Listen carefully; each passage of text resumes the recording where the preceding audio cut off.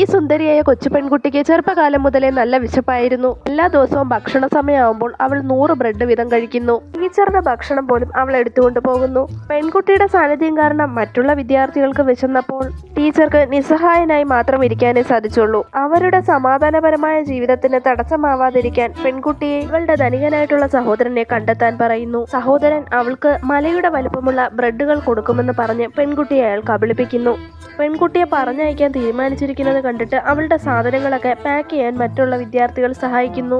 അവൾ പോകുന്നതിന് മുമ്പായി അവൾക്ക് ഒരു ജേഡ് പെൻഡന്റ് സമ്മാനമായി മാസ്റ്റർ കൊടുക്കുന്നു. അത് വെച്ച് ധനികനായ സഹോദരനെ കണ്ടുപിടിക്കാൻ സാധിക്കുമെന്ന് പറയുന്നു. പെൺകുട്ടി സന്തോഷത്തോടെ നഗരത്തിലേക്ക് എത്തിയപ്പോൾ അവളുടെ ജേഡ് പെൻഡന്റ് തിളങ്ങുന്നതായി കണ്ടെത്തി. അതിനർത്ഥം അവളുടെ സഹോദരൻ സമീപത്ത് തന്നെ ഉണ്ടെന്ന് പെൺകുട്ടിക്ക് മനസ്സിലാവുന്നു. എന്നിരുന്നാലും അവളുടെ സഹോദരന് ഒരു അപകടം സംഭവിക്കാൻ പോവുകയായിരുന്നു. കാറിനുള്ളിൽ കയറിയ അയാളാവട്ടെ തന്റെ കുറെ നാളുകളായി നഷ്ടപ്പെട്ടു പോയ സഹോദരിയുടെ ഫോട്ടോ നോക്കി വിലപിക്കുന്നു. എന്നാൽ ആ നിമിഷം ഒരു നിയന്ത്രണം വിട്ട് ട്രക്ക് അയാളുടെ കാറിലേക്ക് ഇടിക്കാൻ വരുന്നു. ആ നിർണായക നിമിഷത്തിൽ ആ കൊച്ചു പെൺകുട്ടി ഓടി വന്ന് 2 വണ്ടികളെയും തന്റെ അമാനുഷിക ശക്തി ഉപയോഗിച്ച് നിർത്തുന്നു. പെട്ടെന്ന് തന്നെ ഒരു കൊച്ചു പെൺകുട്ടി പ്രത്യക്ഷപ്പെടുന്നത് കണ്ടിട്ട് ഡ്രൈവർ ഞെട്ടുന്നു.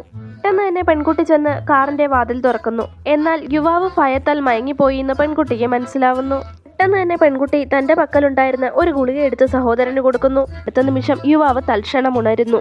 എന്താണ് സംഭവിച്ചതെന്നറിയാൻ യുവാവ് കാറിൽ നിന്ന് ഇറങ്ങാൻ തുടങ്ങിയപ്പോഴേക്കും പെൺകുട്ടി ഓടിച്ചെന്ന് അയാളെ മുറുകെ കെട്ടിപ്പിടിച്ച് സഹോദര എന്ന് വിളിക്കുന്നു. പക്ഷേ ആ മനുഷ്യൻ അവളെ തിരിച്ചറിഞ്ഞില്ല. മറ്റാർക്കോ പകരമായി തന്നെ തെറ്റിദ്ധരിച്ചതാണെന്ന് യുവാവ് കരുതുന്നു. പക്ഷെ പെൺകുട്ടി യുവാവിനെ പോലെ ഇരിക്കുകയാണെന്ന് സഹായി ശ്രദ്ധിക്കുന്നു. അതിനാൽ പെൺകുട്ടി തീർച്ചയായും അയാളുടെ സഹോദരിയാണെന്ന് സഹായി വിശ്വസിച്ചു.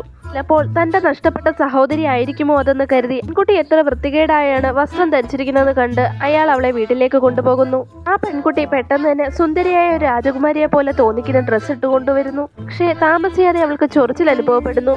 ആ മനുഷ്യൻ തിടുക്കത്തിൽ അവളെ പരിശോധിക്കാനെത്തി. ഈ വസ്ത്രങ്ങൾ മോശമായത് കൊണ്ടായിരിക്കാം അവൾക്ക് ഇങ്ങനെ വന്നേ എന്ന് അയാൾ ഊഹിക്കുന്നു. ഈ സമയം പെൺകുട്ടിയുടെ മാസ്റ്ററുടെ ഒരു കത്ത് അവർക്ക് ലഭിക്കുന്നു.